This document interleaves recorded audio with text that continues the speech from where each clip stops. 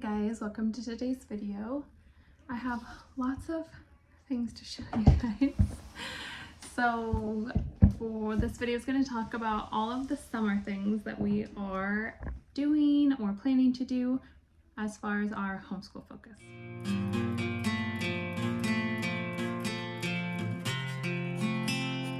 Okay, so I am covering all of the subjects this summer very loosely, very not too workbooky, and I have no pressure or expectations. I just want this stuff available, and if I am if we feel like doing it, because I know even when we take a week off of school, we all are kind of like, what do we do?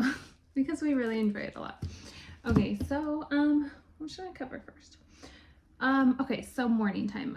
I plan on doing our morning time just about the same as I usually do. So I do talk about this in our group subjects video that's already on my channel. So we do word of the day, fun little thing, just talks about just like a little vocabulary. And then we do our read aloud, which is going to be something new that we're very excited about.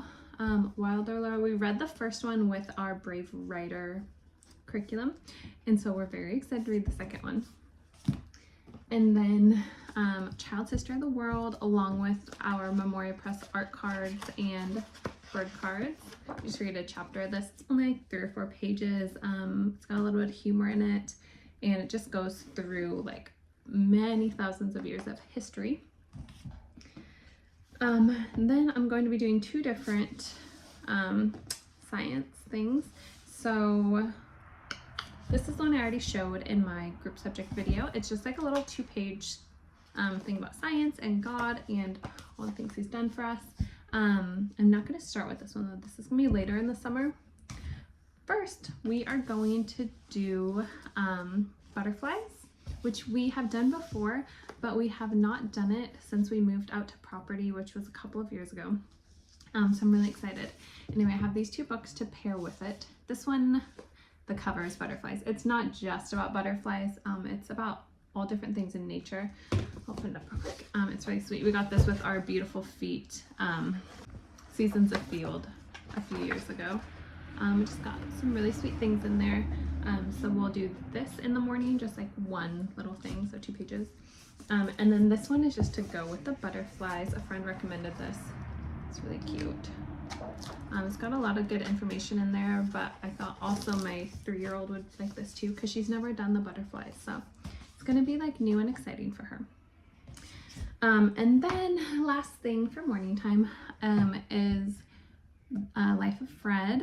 I'm planning to do this probably next year, but I think I might get us started this summer on it. This one is actually a library book, so I figured while I have it, might as well just get it started. So that is our morning time. So that is like, we're already used to that. That's already in our routine. So we just like to stick with that. We are going to be milking a goat for the first time this year as well. If you haven't watched my channel, we just got goats a couple months ago, and she is due mid-May, and so I will be milking her. We have a vacation at the end of June for my husband and I's 10-year wedding anniversary, and then when we get back is when we'll start milking her. So we'll be doing this morning time, but also milking goats, which is going to go one goat. We just have one pregnant one, the other one's not. Anyway, so that will be a fun morning routine. Okay, let me move into some other stuff. Okay, so we're doing the butterflies, and I'm kind of doing like a whole summer, like our summer science is going to be nature. So I got these little books, and there's something else I forgot. I'll go grab in a sec. To be like little nature notebooks. So they're not lined.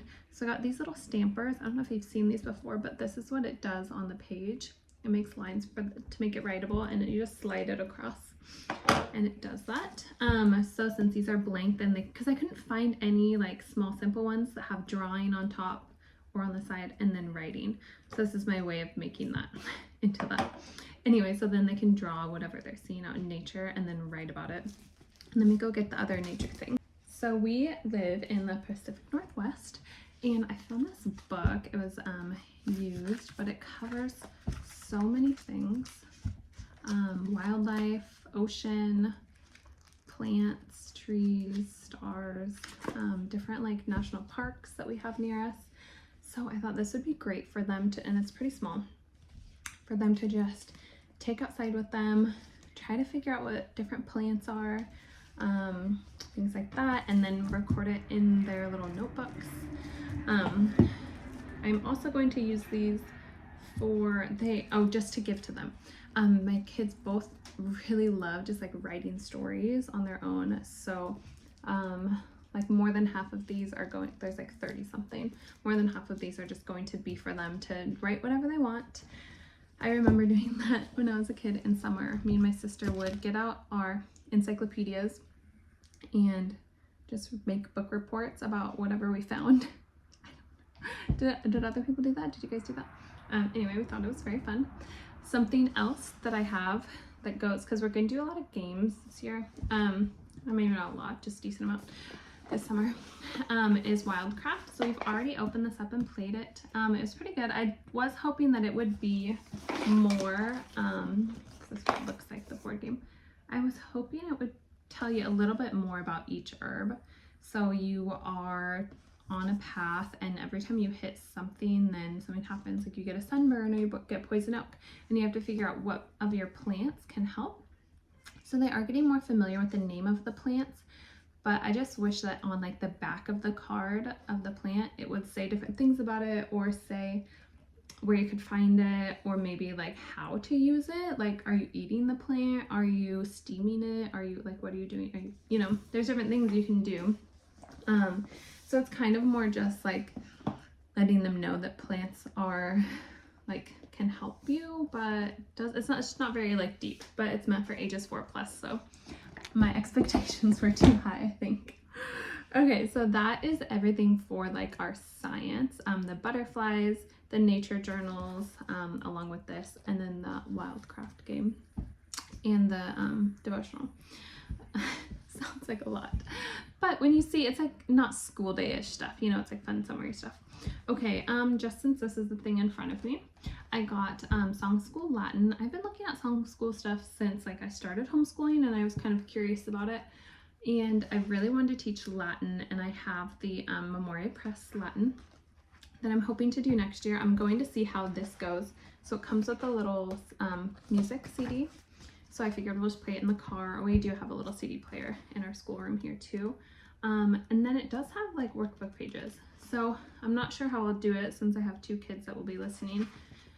But we will figure that out. I don't know if we'll do it verbally and like talk about the answers or what, but I think it should be like, it's a very simple way of doing it, but since none of us have any familiarity with Latin, it's going to be nice to have a little bit of an introduction before really diving into it.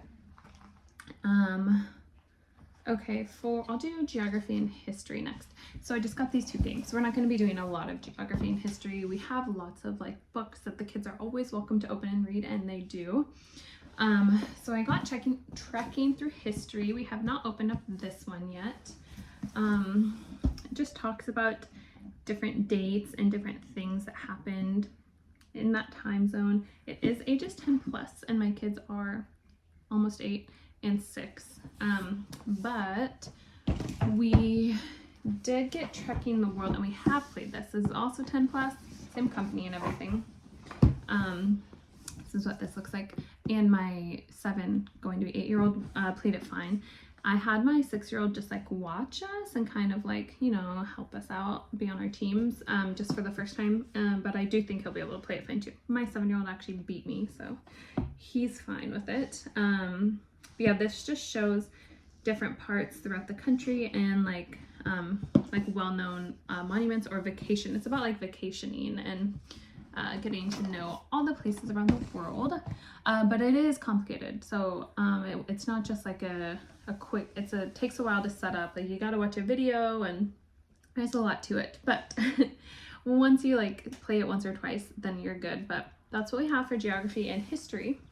For math, I'm not quite sure when I'm going to, what time of day or how many days a week I'm going to be doing these.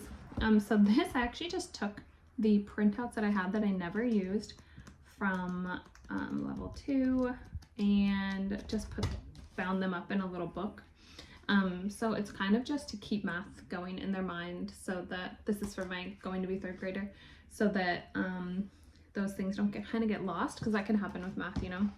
I might just do like one a week, or I don't know, math day. And then this one I had that I never used with my oldest, so I was like, oh, okay, well my next can just use this, because he is going to be finished with 1A before the school year is over. And then we got a new math game. We already have some, like quite a few. Oh wait, we got 2 new math games, sorry. We have quite a few math games already. I wasn't going to show you like all of them. If you're interested, I can do like a whole game shelf thing, but then I have to go through the house and find where all of the games are, because they're in many different places. Okay, do the smaller one first. Roll the Bones. This one is more geared towards my 6-year-old. It's really simple. I don't remember, I haven't opened it yet. I don't remember everything about it, but it says 5+, but it could honestly probably be younger. What I did also really like about this one is that it comes with, I think, 6 sets of dice. And so my 2-year-old will think she's playing with us because she'll have her own set, just like we have our own set. Because sometimes that's the trickiest part of board games, is trying to keep her from playing and kind of, you know, wants to move all the pieces and she just wants to be a part of it, but sometimes it's hard. Anyway, and the other game is the Allowance game. I've never played this before or seen it, but here's what the board looks like. You're trying to get to $20, save and spend your allowance, start your own business, learn to make change and handle money. So I think this one sounds fun. The Learning Resources has, wait, is this Learning? No, this is Lakeshore. Okay. Learning Resources also has like a money board game.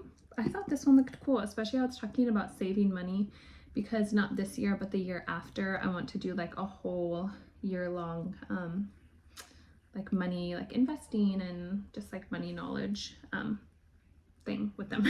Anyway, this one I'm excited about. I haven't actually showed them this yet, so I think they're going to be very excited about that one too, and I think they can play it on their own. It says ages 5+, so I'm sure they can.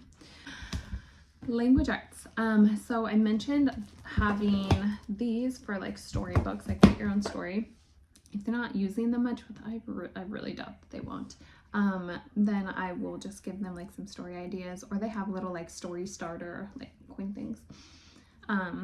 Anyway, the other thing that we're doing that we have kind of taken a break from, that's from the fire, is going to the library. So we just started up again because the day of our music lesson switched, so it makes it easier when we're already like in town to also go to the library on the way home. But we live like half an hour from our like bigger library, so sometimes it's a little tricky. Anyway, I'm going to make it a point, like I did last summer, of going every week to the library. It just worked out so well, and they read, gosh, like everything that they get. They read many chapter books when they're doing this, and it's just really great. I think the more that they read, the better writers they're going to become and the better spellers, at least in my experience with them so far. So I think that that is everything for our summer like homeschool stuff.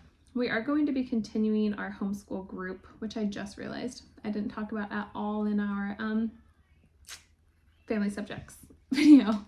Anyway, we're going to be continuing with our homeschool group. It's 4 families. We each have 3 kids, and we just get together and do different crafts, or we do something like in like a class together, or we usually have 1 class a month and 1 just like play hangout. And we have our pool that we're gonna bring out. That's gonna be fun. I'm like so excited for that. Last year was the first year we had it, and it was just like so nice to not have to like drive somewhere or like worry about tons of people, or like having to like watch the kids, like all parts of the public pool. And yeah, I'm excited. And baby goats, watch our channel because we're gonna have videos of baby goats, and I'll try and do a few summer day in the life videos for you guys as well. So yeah, let me know if you guys have any of these games, or you guys have any other, especially geography and history game suggestions that are maybe like a little bit easier for my younger son. But yeah, I'm very excited.